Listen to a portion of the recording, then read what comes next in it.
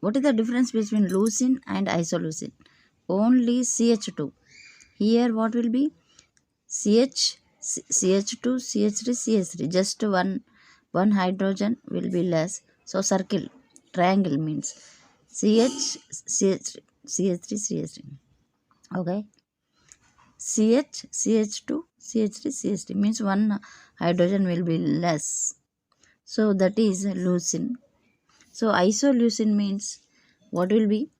Whenever this CH2, this CH2 goes to here, this CH2 goes to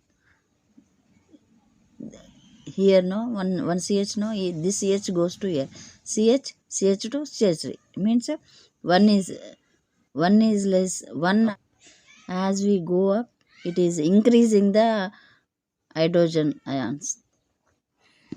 Okay, this is in this way, this is isoleucine.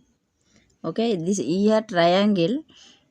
Okay, one hydrogen is less, this is triangle, this is a linear CH2 CH3, that's it.